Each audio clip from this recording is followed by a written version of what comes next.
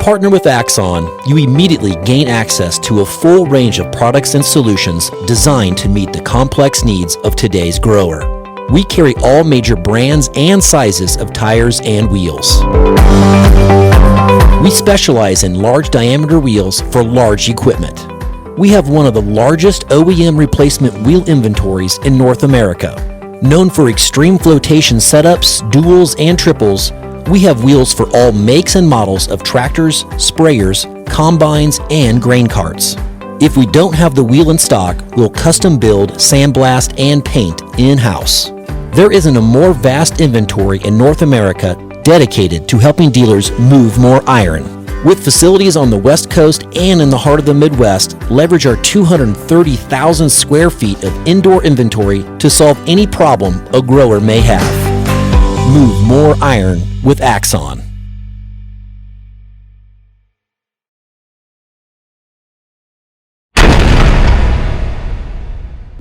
Moving iron.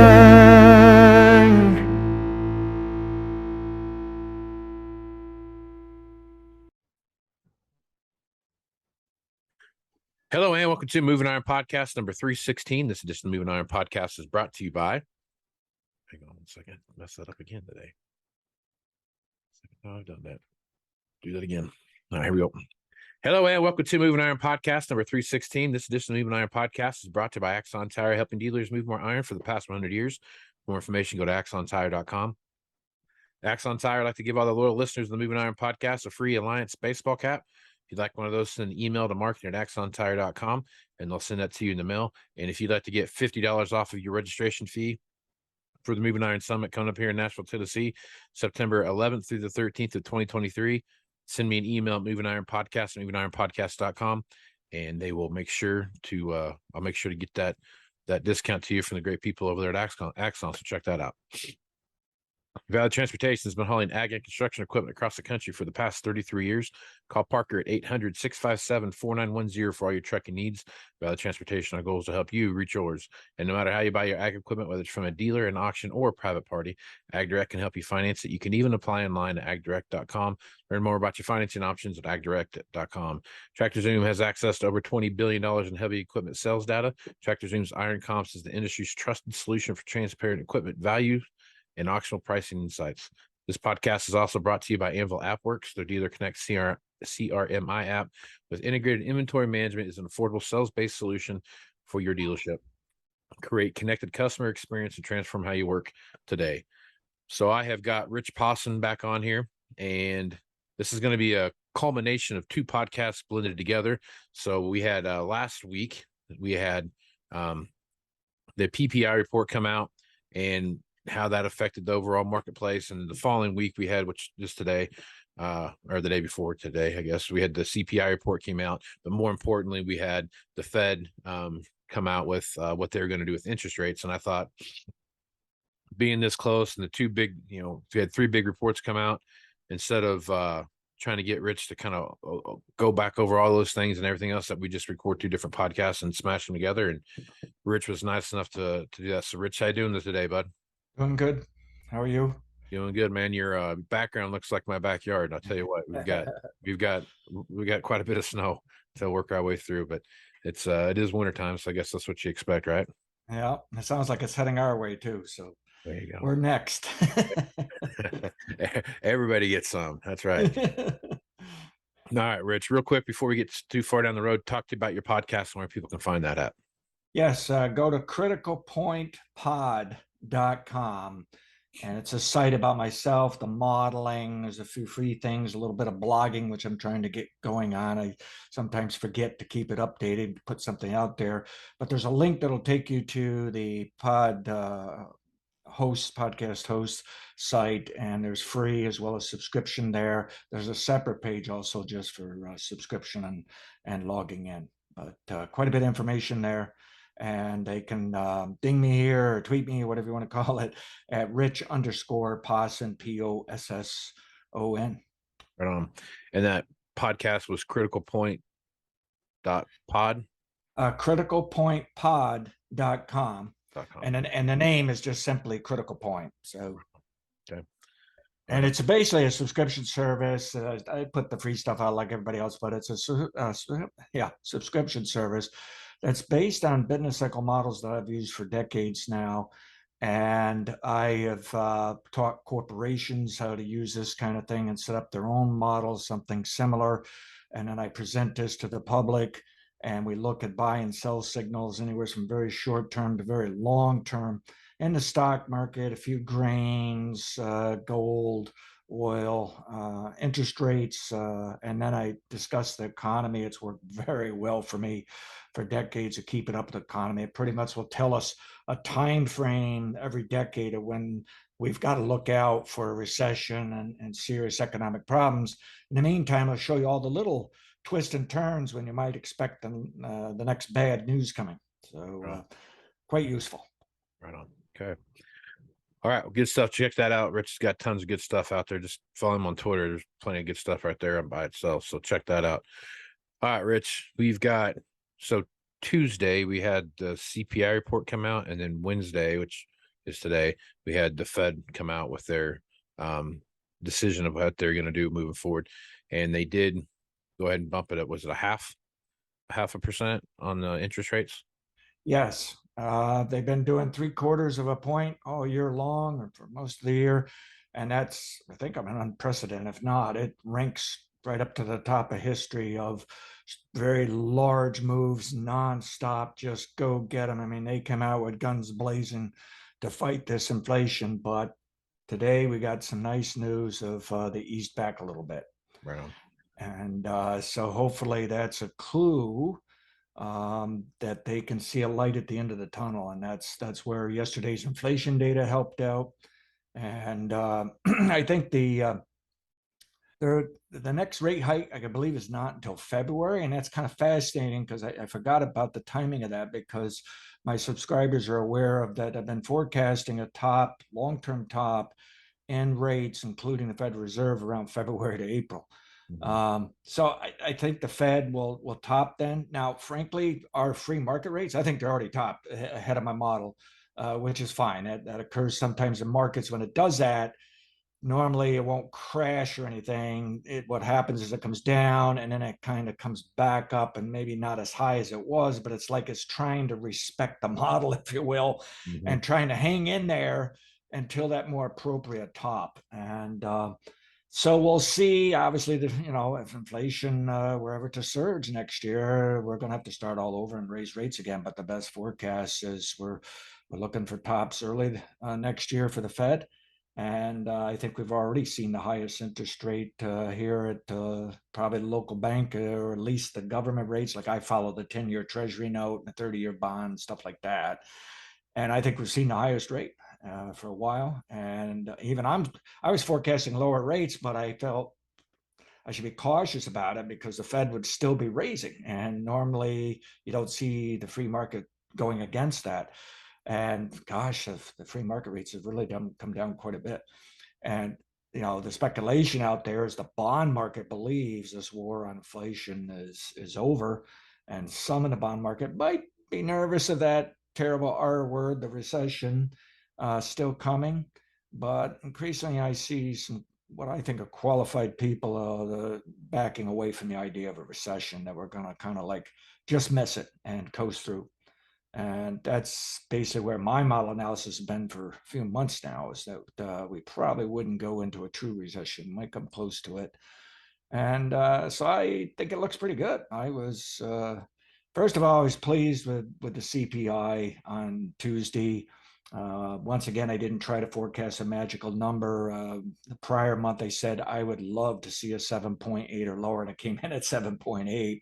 So this time around, I said, well, I would love to see a 7.2 or lower. And then right after, I told my subscribers that, I got looking at it, and my gosh, a lot of the polls were coming in at 7.2. I think the big name ones average 7.3.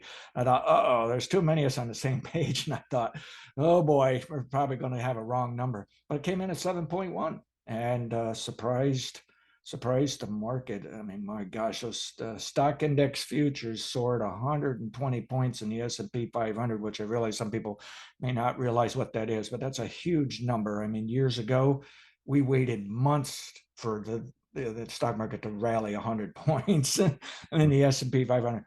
It did that in like 20 seconds or less. 140 points, I think, at one point. So it's crazy how some people are betting on this data that comes in almost daily these days. How much they're pushing and shoving these markets around makes it difficult, I suppose, for the little guy who's sitting there watching his count move up and down by the second. And that's why it's good to stay focused on the larger trends. So they slammed it higher yesterday. Actually slammed it all the way back down. And I had warned the subscribers, I says, they need to bring it down, fill in what we call a gap, and then we can get bullish again. And I said, I hope they do it sooner rather than later, get it out of the way. Well, they did it all in one day. And today the market was up some. And then when Powell, or after the announcement of a half a point, which I thought the market might be quite bullish, and it really wasn't. And some people said it was because most of the traders were betting the Fed was going to back off this time.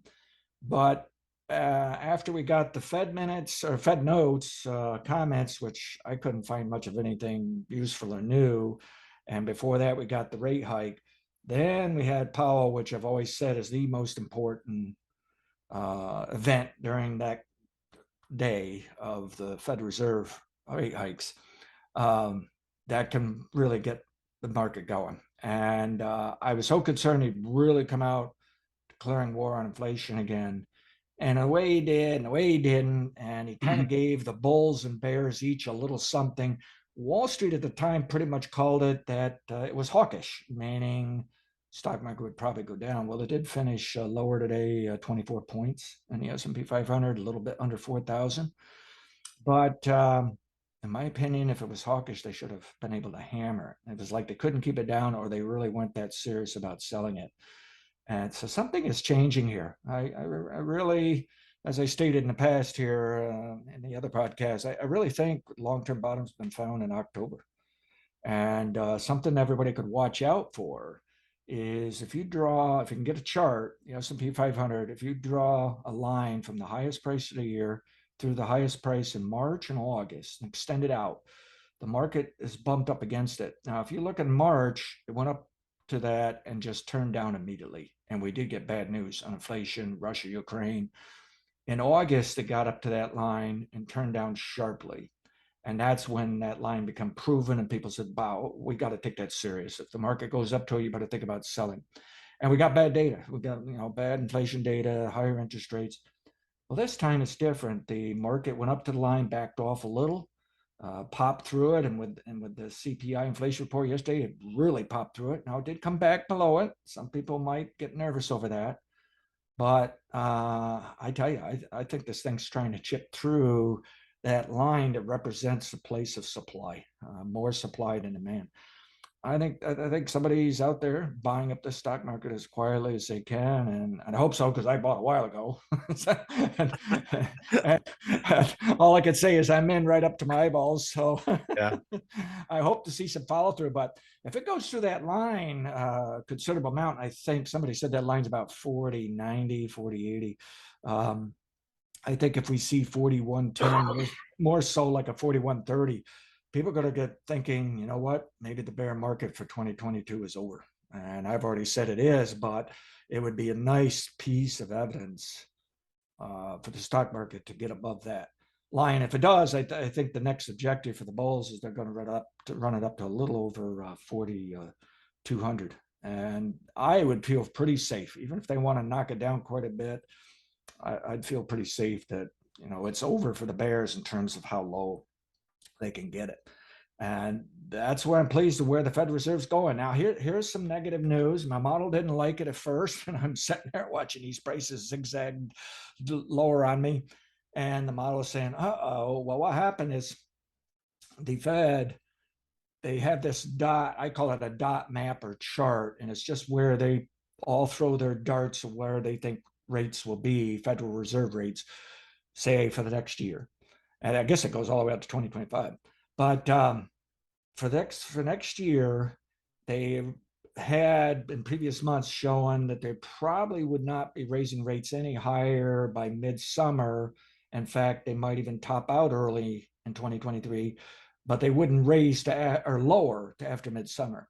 Well, today they moved that out to September, and that caused some concerns. You could see the market respond to that a little bit. They didn't particularly care for that, but the more I thought about it, and I watched how the model was forecasting how prices should move, and it was getting back in line. I really think if it bothered them that much, the market should have closed a lot lower. Now, maybe something will happen tomorrow and they take it lower, but I don't think so. I think we got some stability here. And to me, my rationale is I don't care if they're not going to lower it after September. I just don't want them raising, and there's still a good possibility they'll finish raising by early next year. And so if they just move sideways all the way to September, what I'm trying to say is I think the free market interest rates will stay below that. And that's going to help protect us from any recession fears. Will actually help the economy. And so the key is, can we keep inflation tamed here as well?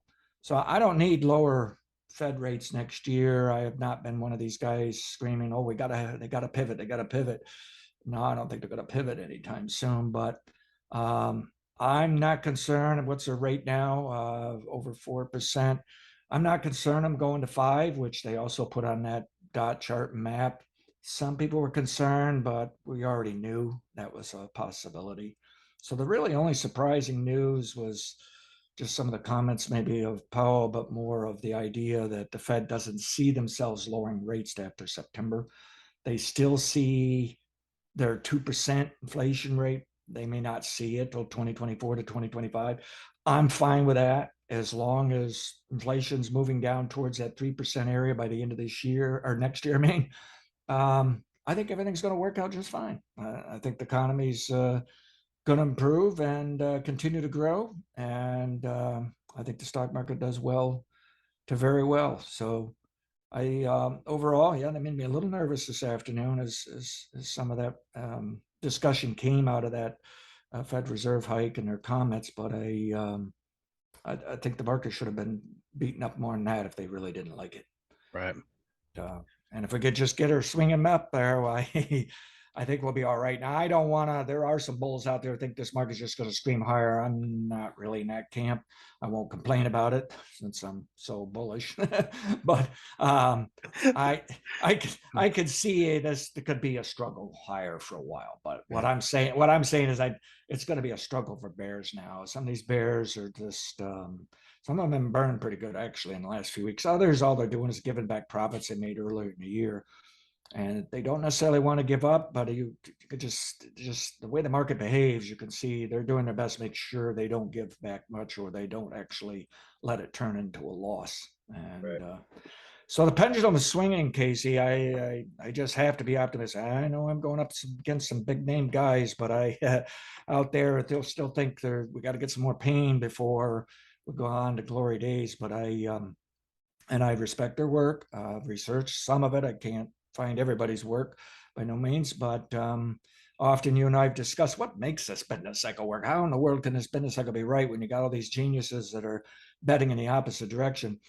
And all I can tell you is the best going back 100, 150 years that I can see is that they are finally right when they're in line with the business cycle, and they're somewhat wrong in the meantime. And so I just have to stick with what's worked for me and have the faith in the business cycle. And it's just saying we're not going to see 40, 50, 60% down stock market. We're not going to have a true recession, and be optimistic. But also don't get too greedy, which is what I remind myself when I look at my account. So right. So, okay. So last question here, and we'll kind of wrap that up a little bit. So as you look at, you talk about long term, that you're bearish, or so you're bullish now. You're kind of on that bullish train. You're the only guy saying that. I'm not fine. You know what I mean? So now I'm obviously, if it went searched around, I'd find plenty of people. But if you look at the MSNBCs and the Fox Business Networks and CNN Business and all these different places that have these high powered guys that come on and talk about stuff, they're saying that the only way that the economy can go back to being any kind of level of normalcy is that we have to go through a recession, and they think this recession is going to be dramatically worse than what people are predicting now.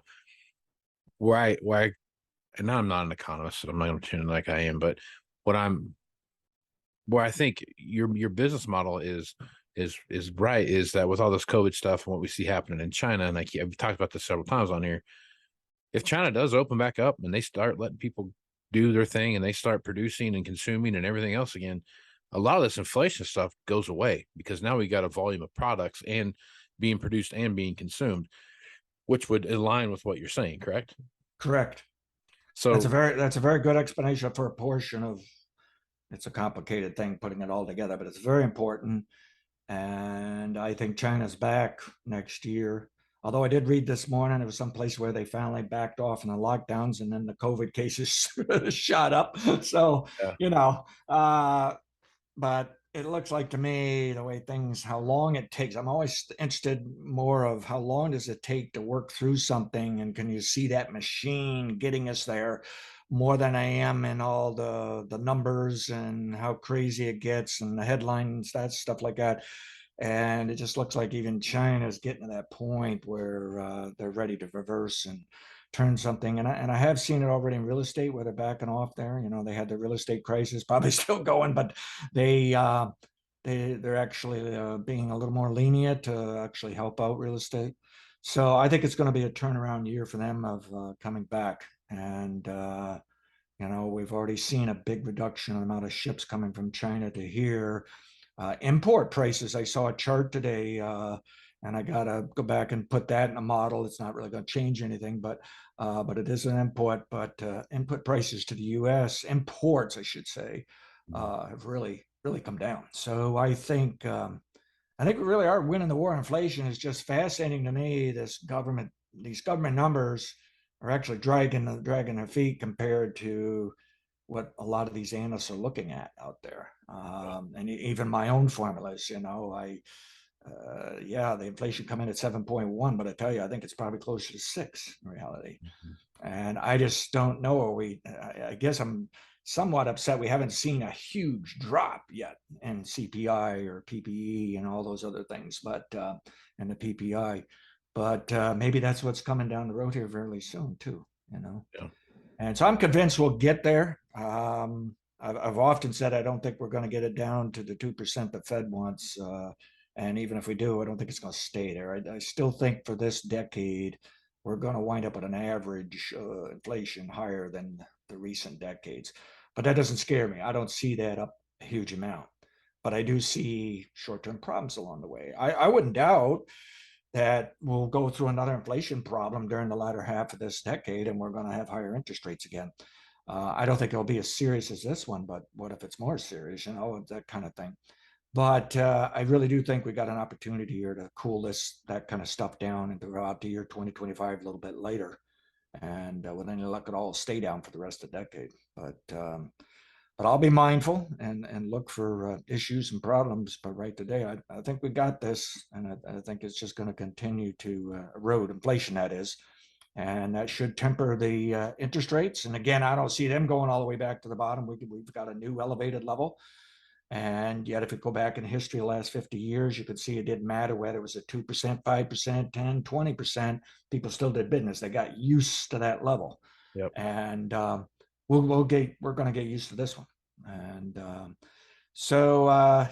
know there's you rank me against compare me to some of those guys out there. I mean, there's guys out there, what I just say, the S&P 500 is just a little under 4,000, but there's guys still looking for 3,200, and they actually are long-term bullish, or at least they say they are. They're just saying we got to go through that much pain to really correct this stuff. Well, unless we see inflation suddenly jump back up to 9% or something, or even 10, I think they're going to be right yet wrong. They're kind of right that we got to work through some things, but they're wrong in the sense of we got another major bad impact coming here in order to clean things up. I don't think they realize the machine is kind of healing itself here along the way. Yeah. So I am optimist and I'm bullish, and I must say, every one of these reports come out, you always get a little queasy. Do you know what you're doing? And I must say the data come out this week was pleasing. I think I'm on the right track, and I'll stay with it until we can see something telling us otherwise. Well, okay. Well, good stuff as usual, Rich, man. That was a good synopsis of what you see happening there. And really appreciate you coming on the podcast. One more time with where they can find you and how they can find your podcast. Yes, criticalpointpod.com. Mhm. And again, you'll find information about myself, the modeling. There's a little blog, some free stuff, but you'll see at the top of the homepage there a link that'll take you to a whole list of those podcasts. And you can sign up there. You can also sign up at the homepage under another link there. And then if you want to chat with me, just send it to at Rich_Posson, Posson on Twitter. Right on.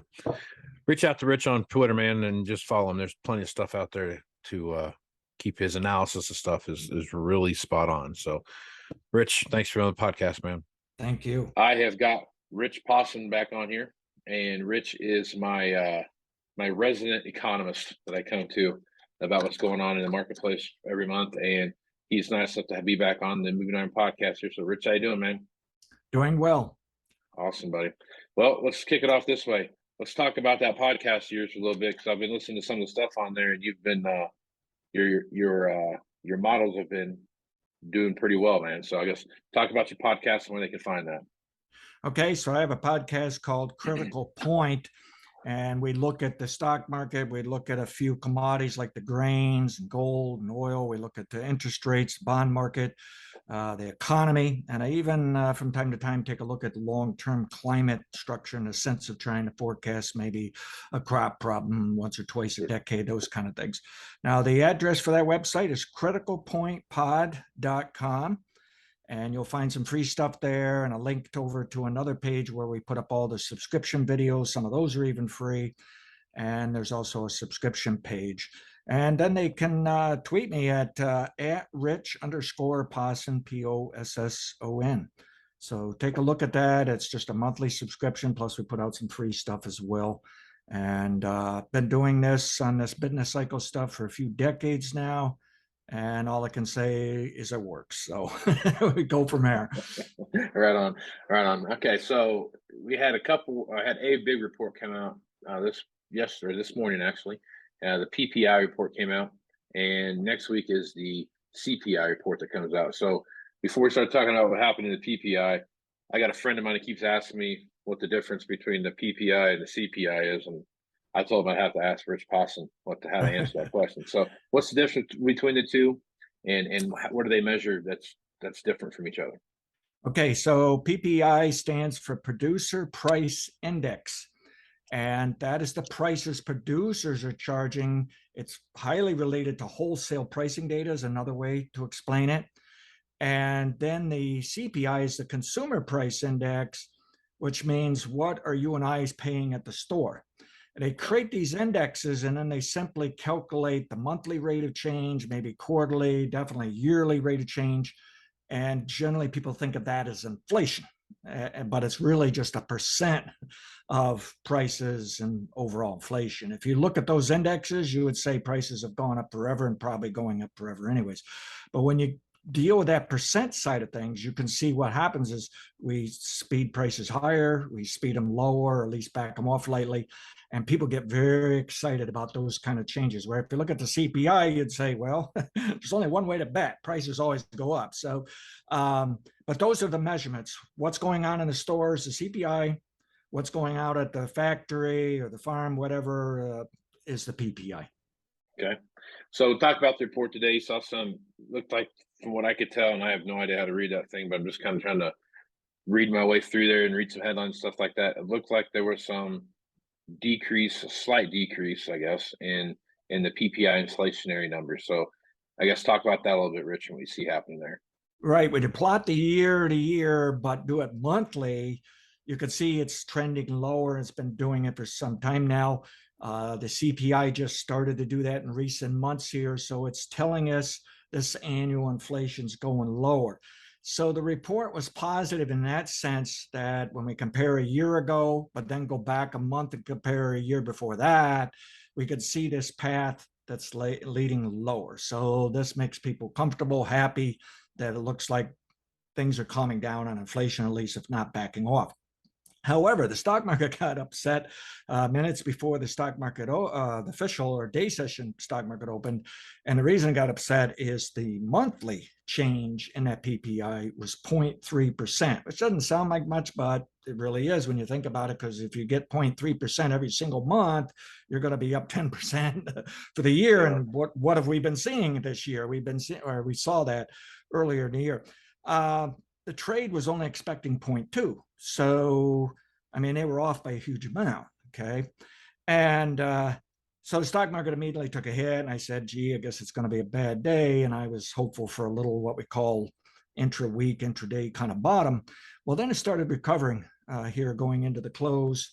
It hasn't closed yet, but it's recovering some. And I think the reason is they're backing off saying, let's not get too excited about this, because when they look at that year-on-year number, we're gaining. We're making some headway here of winning on inflation. Plus, I think most investors, businesses, economists, analysts, everybody, especially on Wall Street, they're more interested in the CPI that's due next week on Tuesday. So that's really the more important number. But the point is, this report made them a little jittery, a little weak in the knees here. But they decided not to sell it off fast, primarily because I think everybody wanted to get out and go Christmas shopping, frankly. But they're going to try to hold out to next week. That's where they're going to make their more important decisions. Do they want to buy and sell stocks and get all nervous or not? My guess is I felt really good at what happened back in November when they released the October CPI report. I told my subscribers I want 7.8%. I didn't know if I was going to get it that time, but I said, when we get it, it's probably a sign inflation's coming down for quite some time. And then, man, they released that report and it came in at 7.8 or so. So very pleased how that worked that day. And I even had buy signals in the stock market minutes before they released the report. And it was a great day for us in that sense. I don't know if I have a magical number to give you for Tuesday. I'm just going to wait on the report and see what we get. Granted, this PPI makes me nervous. Maybe it's time for CPI to pop back up some. Stock market probably won't like it, but I don't think it could pop up a large enough amount to scare people that we're just not winning on inflation. But we just have to see how they respond to it, because sometimes people don't respond to a number the way you might think. So why would they get upset one way or the other, happy or sad over the CPI report? Well, the thing is, if it's a strong one, then they're nervous the Fed's going to keep raising rates till they break the economy. And in my opinion on our economy, where they just revised the third quarter GDP annual up to 2.9, had been 2.6, was shocked everybody that it was that strong, even surprised me a little bit. I was assuming it was going to be up. And I feel like I correctly forecast that the negative GDP numbers for the first half of the year were forecasting a recession. I said, well, if it's going to be a recession, it's going to be a strange one. It's not going to be that serious. It's going to be very difficult whether it is or not. And I just felt like by the third quarter, the economy would be back.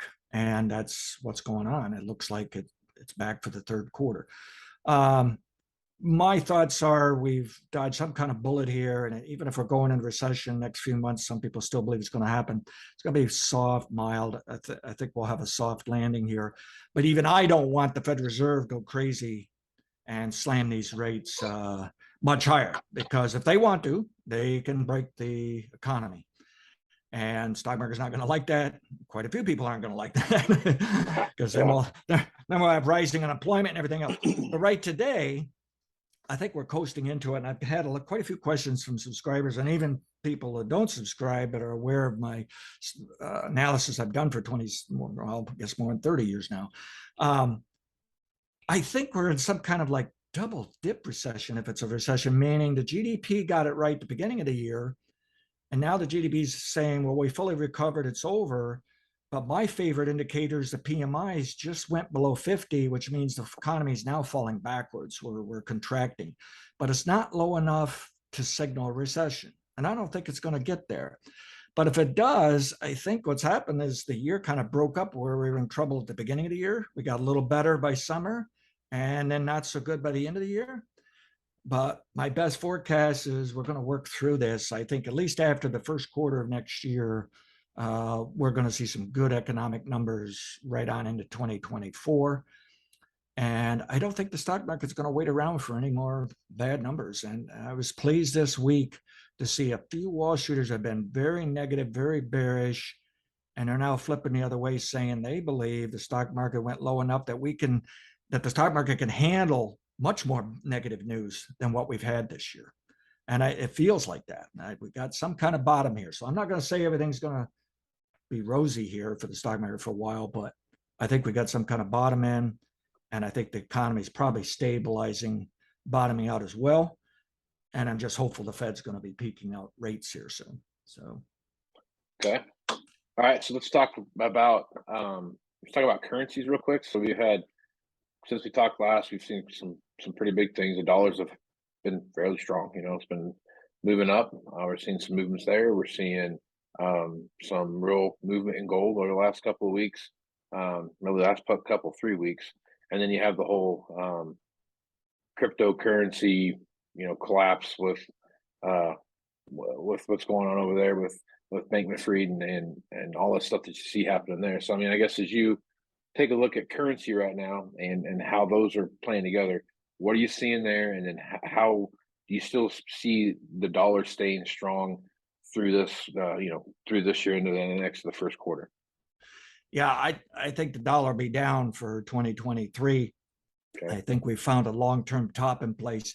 It's dropped quickly. It's actually responded.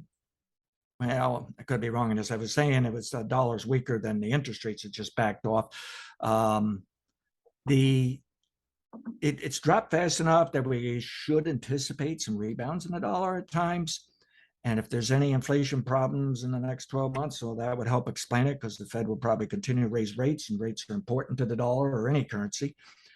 But I think we've probably seen the highest of the dollar index. I think it'll go lower into January, and I think that's going to help the stock market forecast, because I'm bullish the stock market into January. I think we'll get a Santa Claus rally here. I just don't know how good it's going to be. Everything is debatable in terms of strength. But I like what I see for the dollar. I think things are readjusting there. I think people are starting around the world getting a handle on that there's a good chance interest rates will be peaking out around the world, that the world's going to wake up that they probably are winning on inflation. And they're certainly becoming more comfortable, I think, with the U.S. of winning on inflation. The dollar's pretty much making a bet that it's over for interest rates. And the bond market's kind of making that bet too, but you could argue the bond's also nervous of maybe the Fed overdoing it and we do go into a recession. But for the dollar, I want to say just a little bit lower at least. It's oversold enough where we should anticipate bounces along the way. But I think in January we'll see it just a tad lower. If I'm wrong, it's not going to bounce very much. And like I say, for the year of next year, that is, I think the dollar stays off the highs. And I think it's going to be a good thing for the global economy as well as our own economy, get our exports and imports going. And you can see the stock market is running a very high correlation. Somebody did some interesting thing earlier this week. They took a fund that you can invest into, basically bet or invest on the dollar, and they flipped it upside down, turned the chart upside down, overlaid it to the stock market. And it was astonishing. The stock market and the dollar were just moving right along one another, up and down, up and down. And so if I'm right that the dollar index is moving lower next year, if it will keep that correlation, then the stock market goes higher. Well, I don't really need the dollar, the stock market go higher. The stock market is far more complicated than that, but it would be a plus. And it'd be a plus for us, for our economy, to back off the dollar. The dollar was just too high. It was too much of a risk thing, risk off, people trying to protect themselves, but it was kind of shooting us in our own, shooting ourselves in the foot by putting it up there like that. And so hopefully better days coming from a lower dollar here next year. Right. Okay. The stock energy now. Energy is one other thing that we're seeing has moved to the downside this week, especially. Kind of started its fall last week, but this week it's really been taking a tumble. I guess looking at that, Rich, what are some of the? I mean, you got their strategic oil reserves and what they're doing there and all that stuff. They're kind of almost back to the point where they can start buying it again. Kind of at that $70 mark, $74 mark, or whatever it was that they were. The government was wanting to buy it back at, and start to move back into that. But I guess as you're looking at the price of oil right now, Richard? What are some of the driving factors you see out there driving that price down? Yeah, I see. It's primarily demand driven because the oil companies keep telling us they have a problem of keeping the supplies up. I don't believe it. I think they've been gouging us. I think the supplies are there, but the demand really backed off after that summer driving season. People really cut back, and the price had been too high. And they didn't, even though prices are now lower than what they were last year, I believe, for gasoline at least. Diesel's trying to come down. The cash is still much higher than the futures, though, when you use heating oil futures compared to diesel. So we have some work to do to bring that down. Again, these are positive things for my stock market forecast and the economy forecast, cool that energy off. So I'll say it's a little more of a crunch on the demand and maybe a little more supply there, even though the oil companies don't want to tell us that. So it's that kind of a balance. And it's fascinating. The business cycle had been warning for a few months now. It's time to take oil prices down into January. And that's a positive thing for the stock market as well. I don't know how much lower it'll go. It's interesting. It's back pretty close to $70. I think that's where the government's buying, if I understand that correct. And it would be fascinating if the government can buy, because people are going to be shocked that they were able to sell at a high price and buy at a low price. So that's going to be, I'm sure Biden will be on the TV reminding us of that if that works out. So, Yeah. So at any rate, it is fascinating. Traders, I don't know if it can go much lower than where it is when I look out to January, because it's getting so close. But at the same time, trend is down and there's no evidence of popping it back up yet. I do think looking out the summer, we'll see the normal seasonal demand for gasoline move gasoline up faster than oil, but it could support oil, put oil up. But I really think we've made a major change here, that we've seen the highest price for oil for a few to several years now. Can't rule out something going wrong, but I think we've seen the highest price. And I'd like to think oil's going to $68, but we'll see, because there's some indicators saying, well, you've dropped it hard enough, fast enough now, you've got to start thinking of a bounce. And I think we will get a bounce January to Feb. It's just ideally you'll try to go a little bit lower here into January 1st. Yeah. So I like what I see with that. You can see the whole world starting to shift. This morning, I put out a special report for my subscribers.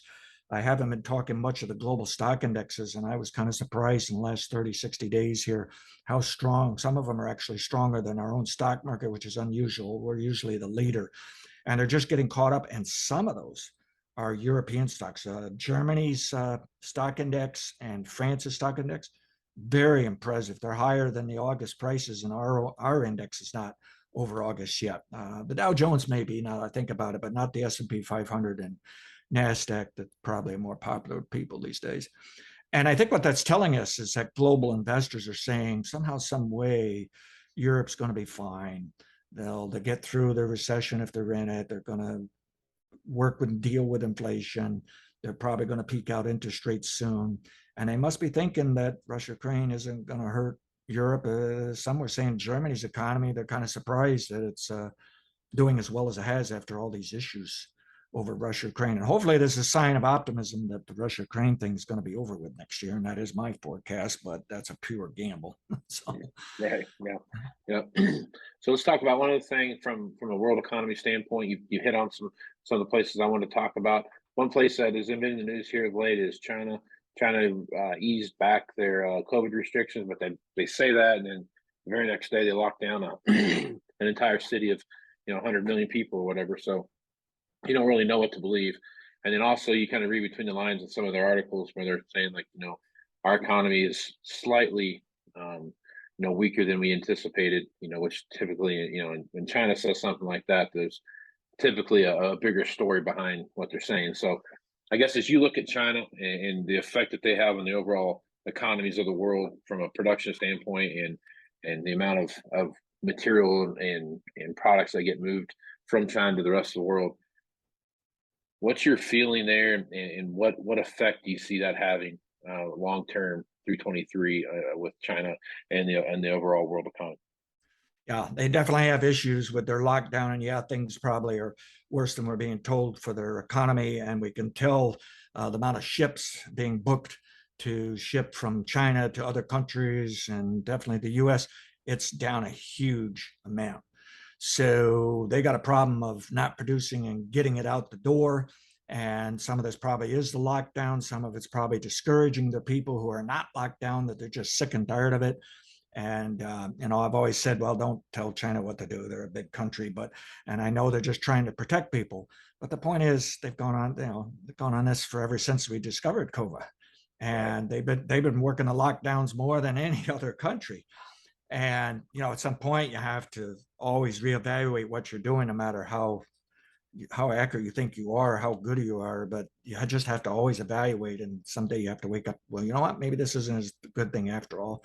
And I think they need to come up front and just be honest with their people and change. And I thought we were starting to see some evidence, but I'm sure with their communistic leaders over there, they're probably scared of acting weak. And so, and I'm not picking on them, that this happens to all people around the world, as we hate to admit that, hey, it's not working or we're wrong or something like that. And so hopefully we're seeing some signs of adjusting, though, where I think they're going to try to deal with their people a little easier and saying, we can back off some of this stuff and let's just see how it works. And I do know over in the real estate sector, they had this big real estate blow up here, but it looks like they're kind of easing, like they're willing to help real estate again if people want to build more real estate and buy and sell it and that sort of thing. So it sends a message, I think, they're getting to where they want to rebuild the economy next year. How aggressive they will be, I don't know. And the favorite indexes I follow don't necessarily look that good. They look like they're starting to turn up for the stock market. So I think there's some bargain hunting going on there and speculation that maybe they're going to turn the corner. And it will be interesting to see. I mean, they held off on buying soybeans all they could. And lately they've had some pretty good purchases for us, or sales for us to China. So I'm gonna go with the idea China improves next year economic wise. They're going to open up a little better, and we're going to move those ships, and that's also going to help our economy and our business. Even if they don't flip around all that fast, that really I think I'll still be fine on my forecast for the U.S. economy and the stock market. But it would be better if China got back to a little towards normal there. And so any luck at all, it looks like there's evidence they're trying, but I can't tell you how fast or how well it's going to work. So. Yeah. Okay. All right. So let's look big picture here going through 23.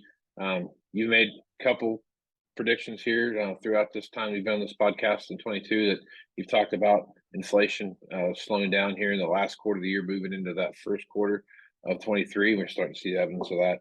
Rich, as you look out into 23 with some of the other stuff that you see happening right now, what are your thoughts there, and how do you see, in your crystal ball, how do you see the economy for 23 shaping up? Yeah, I think we're going to move forward here. You could argue the economy has been strong all this year anyways, even though GDP went negative first half of the year, and there's no question about it. That is a type of signal for some that we were in a recession, but it just didn't add up. There should have been other indicators right along with it, and they weren't. So this was a strange thing this year. I think it had something to do with inflation. It's almost like half the country wasn't doing so good, and the other half was making a lot of money out of that inflation, and on balance, it kept us okay. I think we're going to see a better improvement next year, meaning maybe GDP doesn't go much higher than what we're already looking at. We're looking at 2.9% here as of the third quarter. Fourth quarter probably backs that off a little, maybe a little in the early first quarter, then up again. I think for the year, 2.5% to 4% GDP for 2023. And that's good numbers. 2.5 is probably about normal for us these days, looking back over several decades. You start pushing that towards 4, it's going to be a good time, especially if we don't have the inflation rising again. Interest rates, I could see here in the next few months, we got the 10-year note down to 3.5. It was even below that. It's starting to come back up, and it should.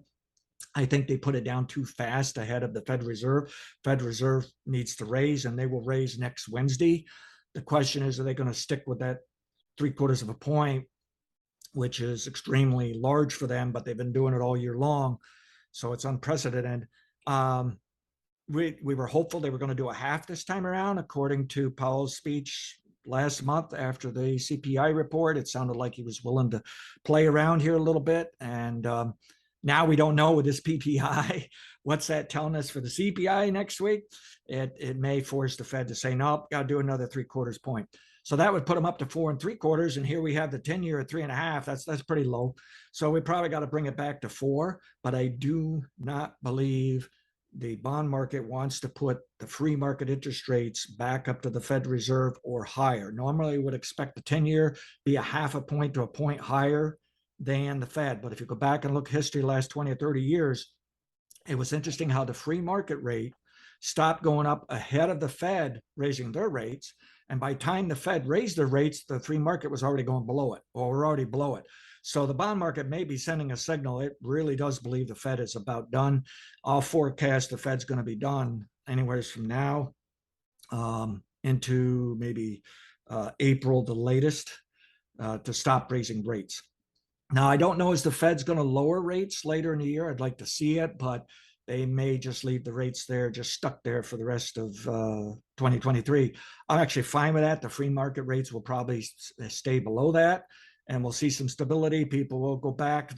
People are going to adjust to this new interest rate that's up for a change. You know, we've had the lower interest rates for 40 years.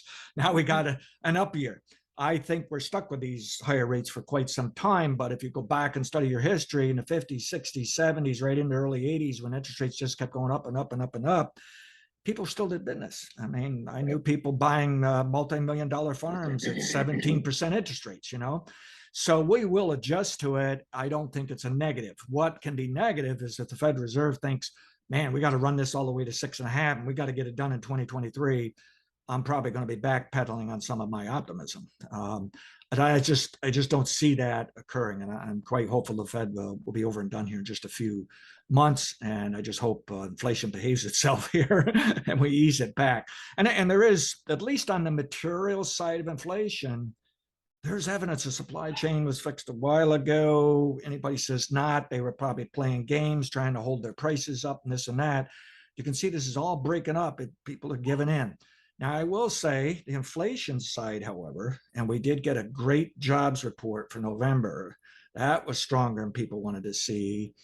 And inside of that, the wages took a nice jump. People who are flipping jobs, they're going from one job, going to the next one and getting a 7% raise. Frankly, I think they needed it. When I look back 30 or 40 years, it was obvious it was coming someday. Many of us forecast that. We kept telling businesses, you better pay a little better because you're going to pay sooner or later. And then it's here. Again, that might be a negative. It keeps the Fed kind of aggressive here and keeps these rates up. But again, I can also see, if I was the Fed, I'd still take a wait and see attitude. I'd probably raise it next week.